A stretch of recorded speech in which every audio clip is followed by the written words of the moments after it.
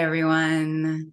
We are back with a new episode, and I'm excited for this one because I want to give you all a little bit of backstory and context into my journey and start to take you on these upcoming changes with me, because my plan at this moment is to leave Austin on May 7th. I'll be going to Maui for a month, which is where my dad lives. I'm going to be staying at his place in Maui while he travels.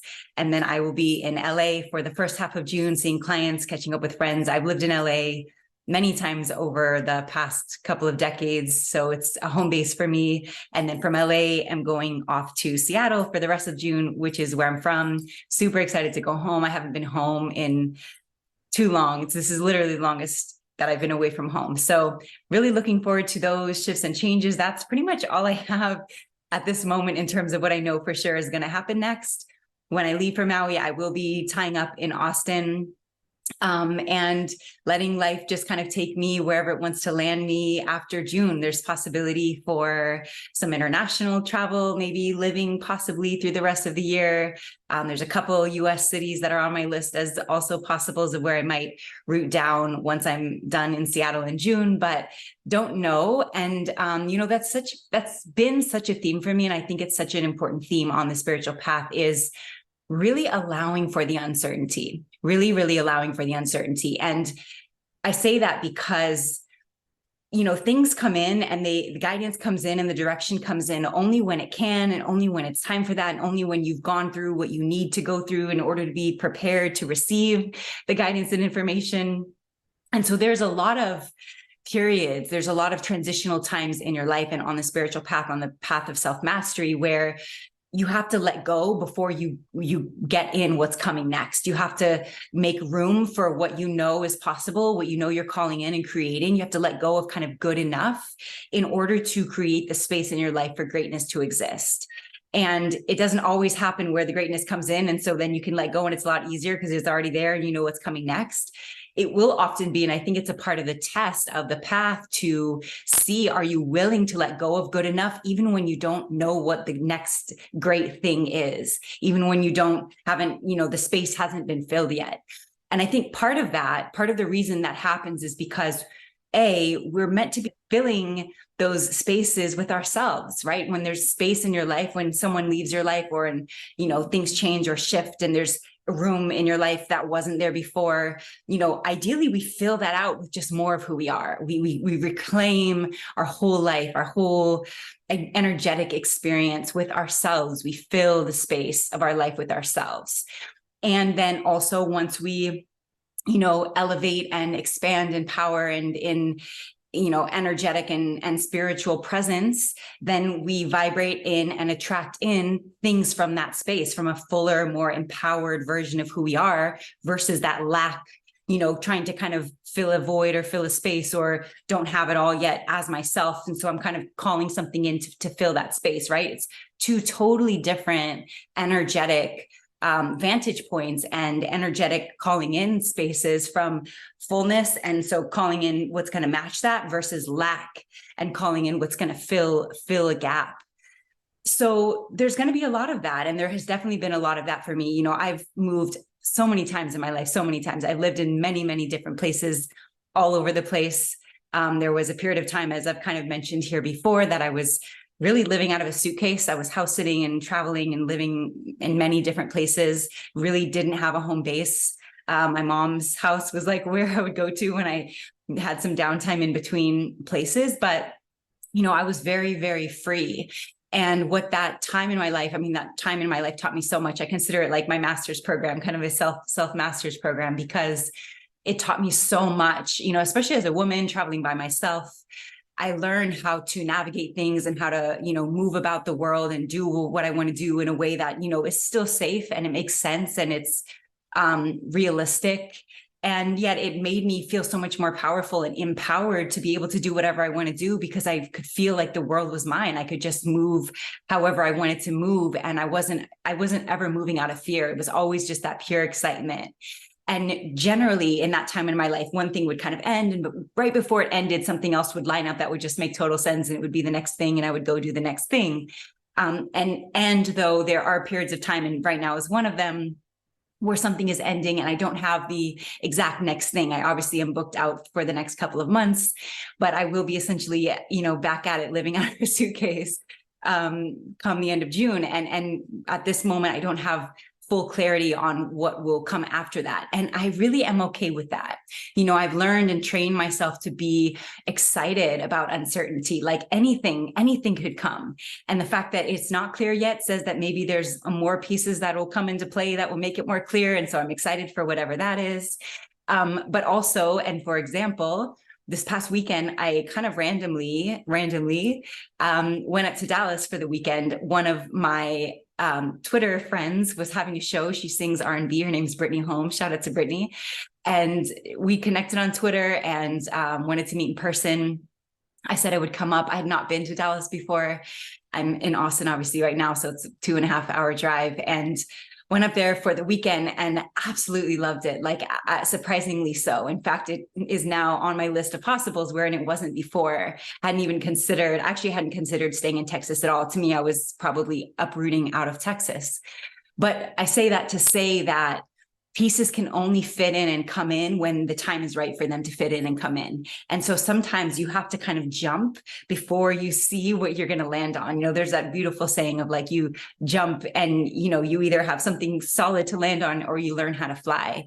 And it is that, right? It's so much that. And that's the deep faith in your life, in your path, in a higher power, that you are never going to not have either wings or a safe place to land, one or the other. And both are necessary, right? Like, I think the whole human journey, the human experience is about both elevation, energetically, spiritually, evolving into more of ourselves, flying, so to speak, but also really rooting down into our humanness, our human experience, our humanity, and anchoring as a safe space for ourselves, for our spirit, our souls to exist. So it's going to be always both. And whatever lesson your life is bringing to you at any time is what your soul is calling in.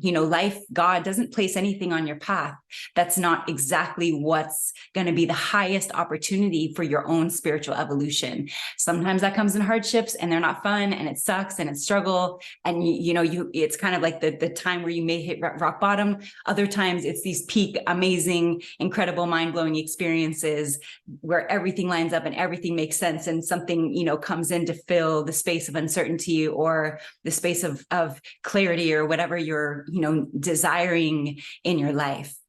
So as I've moved around the world and I've traveled so much and gone different places, it's always just made total sense. It's always clicked in, and oftentimes I'll get kind of an intuition that change is coming. I can feel my life starting to kind of like, circulate in the energy of change. I've felt that towards Austin for some time now, even since really the end of last year. I could feel my spirit kind of being complete with Austin. In fact, my lease was up at the end of January, and I was really going back and forth about signing it because I wasn't feeling totally rooted here, but I didn't have a clear next thing. And even with that, it's a heavily intuitive process. It's a heavily guided process. You have to trust what you know as bigger than what you know and more connected than what you understand. And so with that, I sat with it. I went back and forth. I decided to re-sign my lease. And here I am, a couple months later. I don't feel like that was the wrong decision because there were a few things that have happened in my being in Austin in that time that were really necessary for my growth and for clarity on certain things and for me to align with certain people and what have you. So it's all in perfect alignment. And the answers really are available inside of you. They really, really are. In fact, any of the divination tools, so to speak, that we use on the spiritual path, and cards, readers, astrology, like any of those, what I call divination tools, are really just only ever going to confirm what you already know. They're only ever going to reflect back to you the answers that you already have within yourself. And if it's not totally clear or totally like poignant yet within your spirit, the clearest next best step, then that means you're just not meant to have that clarity yet. And I know for me, I've really had to work on like not seeking out the answers. What's it going to be? Really allowing myself, training myself to live in that uncertain space, because it is in the uncertainty that you really create more of yourself, that you trust your path, that you know that no matter what happens, you're going to be good. You have yourself to stand on. You built enough of your life and yourself that you trust that you're always going to be fine. You're like, your foundation is covered. And from there, it's just like, following the highest excitement ultimately, right? Like, and I think for many people that feels very limited. Even when I say that, it seems kind of whimsical. Well, we have all these excuses why it's not possible. And I challenge that, because I think that when you live out of the space of just excitement, even excitement for the unknown, even excitement for not having the full clarity yet, it brings forward those joy codes in your experience. So it's like, it doesn't even matter what it is. It doesn't even matter. It's not even about that. It's about how you live out your journey and your experience. And so when you train yourself to live in the spaces of uncertainty and even hardship or difficulty or struggle or whatever it is, when you approach them and relate to them in a way that's not so like punishing, it doesn't feel like punishment. It's more just the learning, portions of the journey, then you appreciate them in a much different way. You relate to them in a much different way. You learn to give yourself more grace, space, and time when you're in those, valleys of life.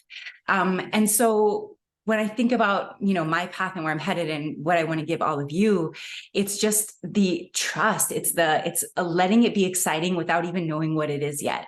And even Abraham Hicks talks a lot about excited anticipation as one of the best energetics for creating and manifesting your reality, because it puts you in just that high vibrational space of goodness. It's like gratitude and excited anticipation, I think, are the two kind of best, highest energetic spaces to be in when you're calling something in, because it puts you in that just higher vibrational space. And then you're attracting in vibrationally something that's going to match that energy, right? And so then we're creating a reality from that heightened vibrational space that maintains that for you. So then suddenly you wake up one day and your world is filled with all of the things that brought you the most excitement, and you're just excited to be alive. You're excited to live in your space in this life that you've created for yourself.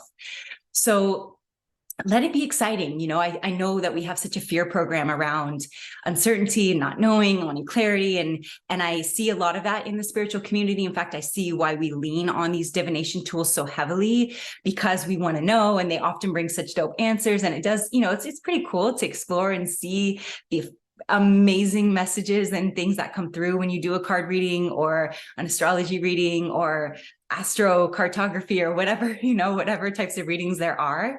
But I want us all to be aware that sometimes you don't have the answers because you're not meant to have them yet. And so we can go looking for the answers if we want to force the hand of the path. But to me, forcing, if I ever find myself forcing, I fall back in any capacity: friendships, relationships, life, movement, changes, my career, anything. If I feel that energy of forcing, I totally fall back, because that's not the energy that I want to move with. It doesn't feel like alignment for me. Alignment is me showing up and meeting, and the right opportunities, the right relationships meeting me from showing up, instead of kind of forcing my way into any particular thing that my mind thinks that it wants in that moment. Because I know that if it's really for me, I won't have to force it all. If it's really for me, I just, my showing up will attract it in, and it'll fill, the space of my life that it's meant to fill, and it will stay there, whether I cling to it or not, or whether I force it or not, it's going to be there either way. So like, less work for me, if I just show up and maintain my peacefulness and my joy and my excitement, and trust the things that can meet me there and match that energy and maintain that experience for me, will do so. There's that deep, deep faith and trust in your own energetics, in your own spiritual, illumination, that as you evolve and illuminate spiritually, that your life will always reflect that. So looking for answers, it can be cute and it's fun. And circling back to what I was saying, all they ever do though is confirm what you know. In fact, if you've ever had a reading that you had someone that like just didn't hit, it was like literally sometimes you feel like they're saying the opposite of what you feel is true for you. They've still helped you arrive at what you know is true for you, because by telling you the opposite, I think that's how it goes. Sometimes even life does that, right? We wanted the perfect mirror of what exactly it is. And sometimes we get the opposite, only to mirror that what we know, what the perfect thing is. And we also know what the not perfect thing is. But then also, the right readings, the readings that feel so good, where you leave feeling so confirmed, all they've done is confirm what you know. All they've done is give you permission to know what you know. And I think most things in life can be that, whatever you're looking to for answers, even a person, you go to somebody for advice and they give you advice that you're like, oh, that just didn't hit at all. It didn't resonate. It was not what I needed to hear. And in a way, it was really reflecting back to you what you now know, then what you needed to hear, and what would have hit is the opposite advice, right? So all of it is helping us understand and see ourselves in the light that we're meant to understand and see ourselves. But we have to be able to receive the message, even if it doesn't feel like exactly what we want, or full clarity, or whatever else our mind has decided it should be. And we can let go of that. We can let go of like who even the messenger is. And we can just use life as a divination tool. Let the mirror of life reflect to you all the answers, all the confirmations, all the magic that's always here and always present. And if there are times in your life where you don't have full clarity, here I am moving. I'm going to sell all my stuff. This is what I do. I sell all my stuff. I've already sold my cars. Some of you have heard in the last video. I'll move some stuff into a storage unit. That's always how I do it. Also because I have a small number of things that were my mom's that have some value to me, inherent value, obviously, because they were hers. And so those kinds of things I hold on to and have come with me. All obviously at this point, it's really only stuff that can fit into a car, because I've driven and moved so many places, and I'm always taking my stuff and filling my car with it. So I have that, small amount of stuff. Otherwise, I'm totally not attached to material items whatsoever. I always have what I need, and enjoy, getting new places and filling it with new stuff. So stuff is not something I care about. I live very, very minimally. So I'll do that. Come May, I'll be traveling, and that's all I know, and I'm okay. I'm okay not knowing. I know that I have myself. I know that God has me always. And I also know that there's more to be lined up between now and then. Even just this weekend in Dallas, like, okay, cool. Now I have a new option. I wasn't absolutely not considering Dallas at all, but now it's probably at the top of the list, if I'm being honest, because I had such an amazing connection with it and had a wonderful time there. So who knows what's going to happen? That's where I'm at. I don't know. As I'm saying that, I'm looking at the clock. It's 3:53. That was my mom's number. And that's another piece of how I move in the world, is I'm always receiving the context and the information, the context clues that are always present. Numbers, songs, things that people say. Oftentimes I'll be like in conversation with someone and I'll pick up either the song playing in the background or another conversation where someone will ping a word or a phrase will ping what's being said in our conversation, and I can loop it in. Like I have this sort of multi-dimensional presence. I'm sure a lot of women know what I'm talking about when I say that, but I feel like there's always context clues that are filling in the gaps of even conversations or clarity or knowing or understanding or the present moment. And if you just have like the small awareness of being, at least minimally available to, and that's not to say not be present, but it's being energetically fully present with the full context of the present moment and not just your mind, then you realize how confirmed you are all the time. And that's been something between, as my mom having passed 2016, 7 years ago, it's so crazy. And how I still feel so connected to her and how many ways she still communicates with me. In fact, that was one of the last things she said to me, is like, A, how we communicate, which was always numbers. It was always energy. It was always spirit. And B, I'm just going to be in the other room. I'm just going to be in the other room. And I knew exactly what she meant. It's like, just she's in her dimension of reality. And in some way, shape or form, we have a connection to that space. You can believe that or not. But to me, I couldn't not believe it if I even wanted to, because it's been such a real dimension for me. I feel so connected to the spiritual plane, both within myself and beyond, that I couldn't even pretend like I don't hear from my mom, or that I have no connection to, spirits or light beings or angels or anything else. Like that's my squad. That is my squad. That's how I move. And that's another piece of all of this and moving in the uncertainty and making major changes in your life, is that like, albeit alone, I've done all of this by myself.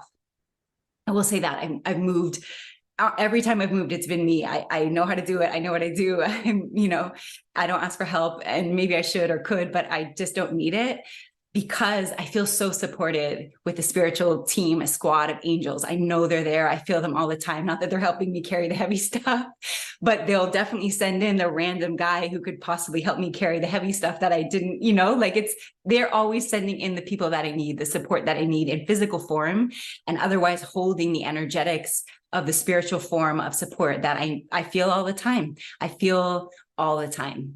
So as you go through changes, and as you live out your path and live through the uncertainty, and, try to make decisions, like, trust the path and trust the process. As soon as the question is present, where am I going next?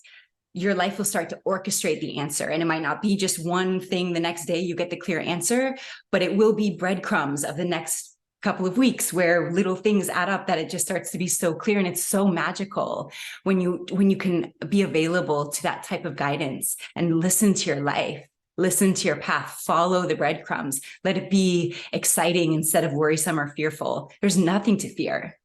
There is nothing to fear. And when you release fear, the world opens up.